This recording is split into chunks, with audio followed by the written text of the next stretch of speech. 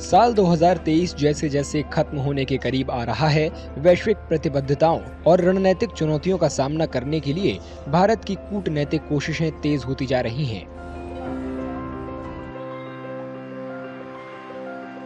विशेषज्ञों के मुताबिक इस दिशा में सितंबर में G20 शिखर सम्मेलन का आयोजन मील का पत्थर साबित हुआ है।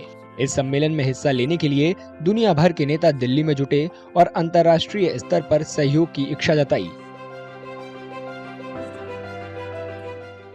We were able to host G20 in a very productive manner.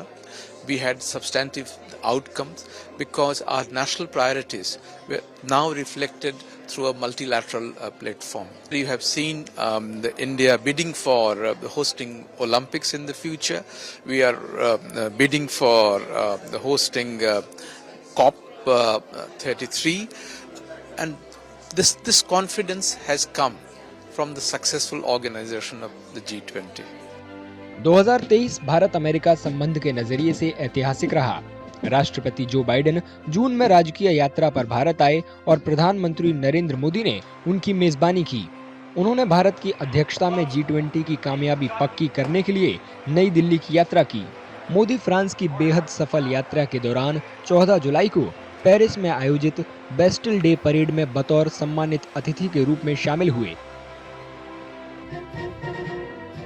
France के राष्ट्रपति इमैनुएल मैक्रों ने नई दिल्ली में 75वें गणतंत्र दिवस समारोह में बतौर मुख्य अतिथि शामिल होने के लिए पीएम मोदी का न्योता स्वीकार किया। इस साल खालिस्तानी उग्रवाद से जुड़ी खबरें देसी विदेशी मीडिया की सुर्खियों में रहीं। नई दिल्ली ने अमेरिका और कनाडा समेत पश्चिम के कुछ देशों से वहां चल रही अलगाववादी की गतिविधियों पर नाखुशी जताई। नई दिल्ली ने कहा कि ये तत्व वहां से भारत विरोधी और खालिस्तान का प्रचार कर रहे हैं। सितंबर में कनाडाई प्रधानमंत्री जस्टिन ट्रूडो ने वैंकूवर में खालिस्तान समर्थक अलगाववादी की हत्या पर भारत सरकार पर आरोप लगाया, जिसे नई दिल्ली में बेतुका कहकर खारिज कर दिया। नवंबर में अमेरिकी न्याय विभाग ने न्यूयॉर्क की एक संघीय अदालत में अभियोग दायर कर कहा कि उसने एक अमेरिकी नागरिक की हत्या की साजिश का खुलासा किया है। हालांकि निवासी का नाम नहीं बताया गया, लेकिन मीडिया रिपोर्टों में उसकी पहचान अलगाववादी सिख नेता गुरवंत सिंह पन्नू के रूप में की गई। पन्नू भारत में प्रतिबंधित संगठन सिख फॉर जस्टिस का नेता है।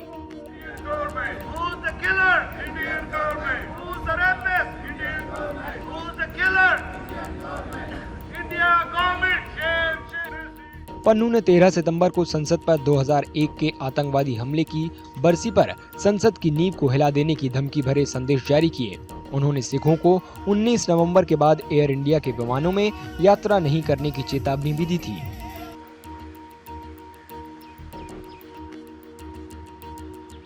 We have a very deep relationships.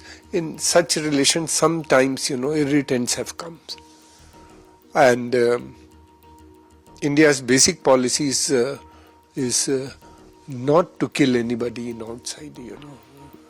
We don't have this sort of getting people killed.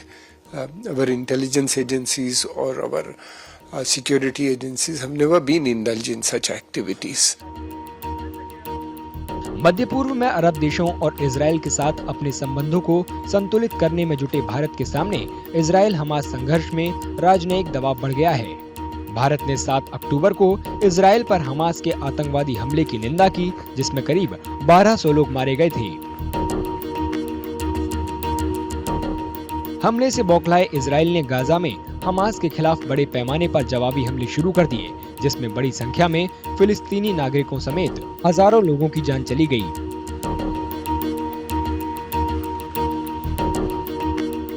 नई दिल्ली ने इजराइल के जवाबी हमले के दौरान गाजा को मानवीय मदद दी।